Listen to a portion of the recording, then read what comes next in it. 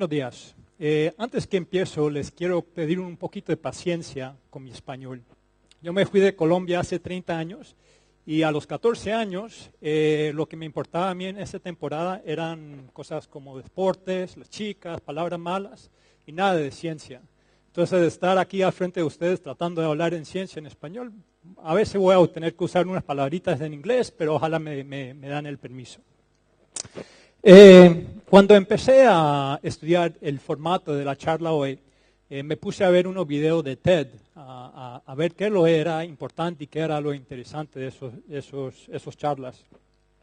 Y en verdad había una presentación que me cogió el ojo porque había tantas similarities, la primera vez, entre lo que estaba pasando en esa charla y lo que hacemos nosotros en el mejoramiento de los cultivos. Y hoy voy a hablar del mejoramiento de maíz, pero creo que es más o menos universal las mismas tendencias. Y esta charla era de los deportes y qué había pasado en los deportes, en la historia de cómo se había mejorado los tiempos, el performance de los individuales. Y la charla lo dio David Epstein y si lo quieren ver es excelente, muy interesante. Pero voy a usar esto como ejemplo para darte 3 puntos de lo que ha pasado también en el mejoramiento de maíz. Lo que tengo acá arriba es el mejoramiento en el tiempo de natación de los 100 metros. ¿Okay? Desde cuando empezamos en 1910 hasta ahora, hasta el 2009 World Championship, ¿cierto? Y claramente se ve en el azul, que es los hombres, y el rojo, que son mujeres, que los tiempos han bajado significativamente en esa temporada. Muchas veces pensamos que eso es de solo porque somos mejores atletas, que tenemos mejor nutrición, que entrenamos más duro que antes. Pero en verdad se puede ver que hay cosas del ambiente, y es el punto número 1 que quiero que recuerden, que hay cosas del ambiente que han cambiado durante esta temporada. Cuando empezamos, hasta el 1920, usaban lagos o océanos para tener estas competencias. Había cosas como el flip turn, cuando le da la vuelta al final de la piscina para que puedan empujar, que también se ve que cambió los tiempos drásticos. De 1960 al 2000 había mejoranza en las piscinas, como poniendo canelas al lado de la piscina para que las olas no le pegaban a las atletas, pero si no salía al agua de la piscina. Y se ve el mejoramiento en los tiempos. ¿Claro?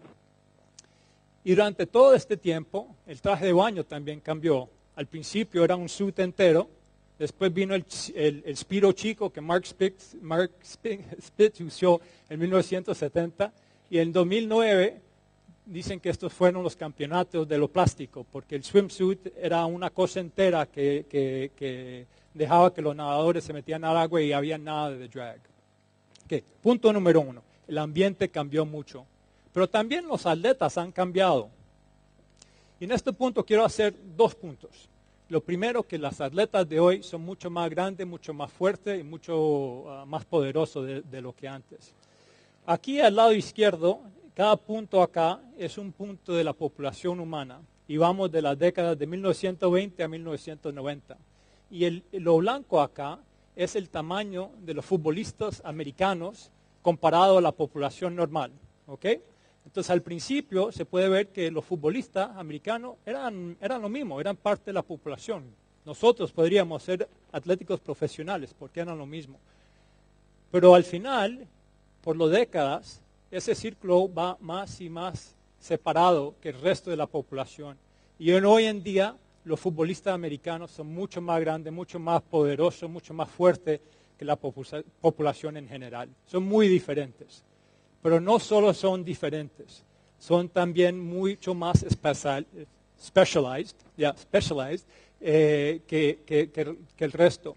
Y quiero usar el ejemplo de Michael Phelps, que ganó creo que 18 medallas en los Olímpicos, y el Garush, que tiene el world record de 1 milla y 2 millas en los Olímpicos, y ganó el gold en los 2. Entonces, si uno piensa de qué hace una buena athlete de natación, uno quiere un torso grande, brazos largos y piernas cortas para que puedas tener más eficiencia en la piscina. El corredor, uno quiere las piernas largas, muy ligero, para que puedas hacer su transpasión lo más eficiente que es posible. Entonces, estos dos, que hay casi 20 centímetros de diferencia entre estos dos tipos y más que 30 kilos de peso entre los dos, tienen el mismo tamaño de pantalón por la especialización que ellos hacen por cada cosa. Y esto es exactamente la cosa que ha pasado con el mejoramiento de maíz. Y voy a mostrar esos puntos. Que hemos cambiado el ambiente durante esa temporada. Los híbridos de hoy son mucho mejores. Y donde lo ponemos es mucho más específico de donde lo que hicimos antes. Nosotros como compañía, yo trabajo por Pioneer Hybrid, como compañía empezamos en 1920. Y ojalá ustedes puedan ver la correlación que acaba de poner con la natación, pero es en dirección a... Pero se ve el mejoramiento de maíz de 1920 hasta hoy en día, y es en verdad fenómeno lo que hemos hecho. Es un milagro de ver cómo pusimos el rendimiento de tal vez 2 toneladas por hectárea a 10 toneladas por hectárea en unos 80 años. Es impresionante. Y durante ese tiempo había cambios como de ir de poblaciones abiertas a crosses double cross o doble cruz, single cross hybrids, hasta los híbridos de hoy que usan biotech. Ya.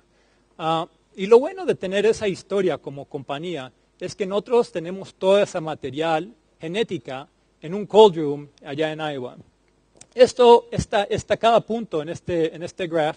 Es una línea que usamos al principio de nuestro material a hacer los híbridos. Y en la historia de mejoramiento que vamos de 1920 a 1970, estos fueron las líneas puras, los inbreds que nosotros usábamos para hacer nuestros híbridos. Pero así haciendo el mejoramiento, este nube de germoplasma se fue creciendo. Aquí tenemos de 1970 a 1990, aquí hasta 2000, y esto ahora es nuestro presente. Y representa nuestra historia genética que hemos hecho durante los últimos 90 años de selección. Lo bueno de esto es que nosotros tenemos todo este material en un cold room en Johnston y lo podemos sacar y hacer el estudio de lo que está pasando y qué fueron los cambios genéticos, y depende del ensayo que lo ponemos, qué fueron el ambiente que cambiamos para hacer la correlación entre la genética y el ambiente, el environment, que se puede ver. Nosotros cada año hacemos una estudia que se llama el estudio del decado, que sacamos ese material y lo sembramos en diferentes locaciones con diferentes prácticas culturales que usan diferente fertilización, diferentes densities, diferentes prácticas agronómicas. Y lo sembramos y estudiamos qué parte del mejoramiento fue genética y qué parte del mejoramiento fue prácticas culturales. Esto es el dato más fácil, más simple tal vez te digo de ese estudio. Y aquí se siembra la material y por abajo tengo el year of release, que es la década donde estuvo ese híbrido. Y aquí tenemos el rendimiento, y esto en bushels per acres, perdón, pero si le dividís por 16 toneladas. Y puede ver que aquí tenemos los cruces bueno, no son cruces, son los open pollinated varieties, los cruces four ways y subiendo acá hasta la generación de biotech. Y si miramos al dato un poquito más y mucho más en diferentes maneras, podemos decir que en medio de este incremento es por prácticas agronómicas y medio de esto es puramente genéticas, que la material de hoy, como las atletas que te mostré hace poquito, son mucho mejores, que son más grandes, que son más fuertes de lo que hicimos antes. Pero lo bueno es que no solo podemos hacer el estudio así, se puede ver las diferencias de qué pasó con nuestro material. Y aquí lo que voy a tener un poquito de fotos de la material vieja comparado con la material que tenemos, o la más nueva, o más o menos más nueva. Aquí tenemos un híbrido viejo y atrás se puede ver algo que está parado, que es de los 1980. Los raíces también son mucho más fuertes, especialmente de baja densidad, que cuando hemos subido la densidad, que los híbridos de años pasados se caen al lado con el incremento de población. Las hojas también han cambiado. En vez de tener híbridos con hojas así, parece que han subido un poquito más para capturar más luz y ser más eficiente en los current prácticas agronómicas. Y esto tal vez para mí fue lo más interesante. Well, yeah. Sorry. Y lo que tengo acá es la eficiencia en producir un bushel por pulga de agua y por híbrido de 1920 a 1990. Entonces, si me das un híbrido de hoy, son mucho más eficientes y pueden producir mucho más. Aquí tengo 10 bushels por pulga de agua comparado a algo de 20 o 30 que era como 2,5, 4 a 4. Entonces, mucho más eficientes. Ok, entonces, la otra cosa que no tenemos en deportes, tal vez es el steroids, que no hablé de nada de steroids, pero no quiero hacer la competencia entre biotech y steroids, pero también el biotech ha cambiado muchas cosas para nosotros y quería hablar un poquito de eso. 2 puntos. Aquí tengo un graph de todos los traits que han salido en biotech, la adopción del biotech por los últimos 20 años. Y el punto tal vez más importante para mí es que es muy difícil hacer un trait de biotech, que demora mucho.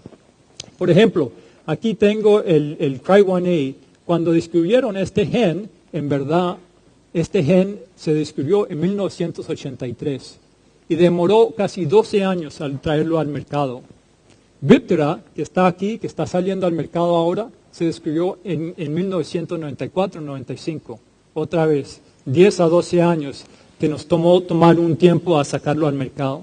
Lo importante de eso es que el biotech no es increíblemente valioso, pero no es algo que sale todo el tiempo. No va a ser algo que cuando se quiebra el biotech hay un reemplazo ahí muy fácil. Y para todos nosotros es importante saber eso para que en las prácticas culturales, nosotros salvamos esa herramienta de parte de nuestro sistema agrícola lo más que es posible. La otra cosa... Ok, ya casi, no, todavía me queda tiempo.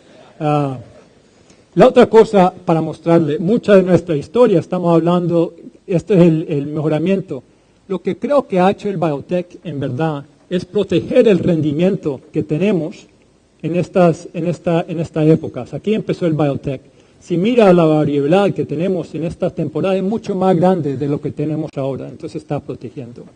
La otra cosa que el biotech hizo es que cambió cómo crecemos todos nuestros cultivos, cambió nuestra práctica de herbicida, insecticida y como acabamos de escuchar la labranza y qué es lo que estamos haciendo. Esto es un picture de Charles Darwin y estaba hablando de maíz en 1868 y para traducirlo, basically lo que está diciendo es que hombre tiene el poder de hacer selecciones. Y si puede hacer esas selecciones y mantenerlos, tiene un potencial gigante de cambiar el mundo a donde vive. Eso creo que es una de las cosas que nosotros podemos hacer ahora. Nosotros tenemos herramientas nuevas que los breeders de años pasados no han tenido.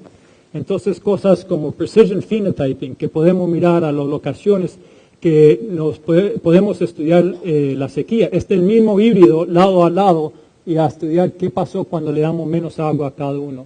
Esta máquina es una máquina de viento y podemos estudiar qué pasa cuando la tormenta entra a un campo y qué va a quebrar y qué se va a quedar parado. Molecular breeding es una herramienta que nos deja aumentar lo que hemos hecho tradicionalmente y las nuevas tecnologías como double haploides y predicciones dejan que nuestros programas de mejoramiento son 5 a 10 veces más grandes del tamaño de solo hace 10 años. Entonces esta tecnología es muy importante. Entonces al pensar al futuro, esto es el Photoshop, ¿ok? Esto no es verdad. Pero creo lo único que nos limita es nuestra imaginación. Y si ponemos el biotech, y si ponemos el mejoramiento y si ponemos nuestra imaginación de qué es lo posible con una práctica cultural de crecimiento, tenemos una oportunidad de hacer unas cosas diferentes de que no hemos pasado o no habíamos pensado antes. Muchas gracias por su tiempo.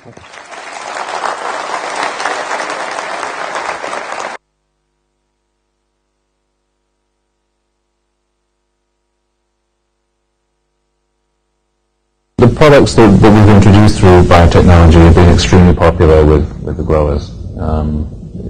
They're very safe, very effective at controlling pests and enabling weed protection. Resistance is a natural evolutionary phenomenon. We recognize that any time that you use a product that controls insects or controls weeds, that there's the potential for resistance to develop. What we're seeing is that we need to do things a little bit differently going forward from what we've been doing in the past. I think there's no intent to give short-term solutions. I think we all need to have long-term solutions. But as I say, this is a natural process of evolution in the pests, and they will try to overcome whatever we use to control them. So there are three things going on. One is the technology in the first place. So how effective is that? How durable is that technology inherently? Secondly is how do the farmers use that technology? And then thirdly is what's the biology of the insects? From a technology provider standpoint, it's creating new products and new events that we can combine with the old events to make a stronger product, a better product. And then from the farmer standpoint, there are certain practices that a farmer needs to be implementing in order to slow down the rate at which the pests adapt to that technology. Firstly, using the latest products with multiple modes of action, probably the most important thing that they can be doing. Secondly, on the insect side, planting a refuge. And then the third thing farmers can do is use other technologies, other techniques to control those pests. So don't rely on a single technology. What we're doing today is introducing new technologies, the stacked products with multiple modes of action that are superior to that first generation. RNAi is another new technology, again, very safe and very effective. We as technology providers constantly producing new technology for growers, improving what the products are available to the grower. And it's important that the grower uses best management practices for those products. So it's a partnership really between the technology provider and the farmer to make these products as durable as we can. We've learned that we need to be doing a more effective job as technology providers in getting information to our farmers about the resistance management practices that they should be employing.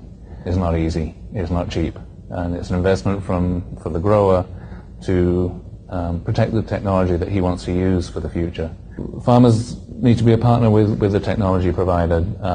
Don't expect us to provide you the solution for the next generation as quickly as maybe you would like.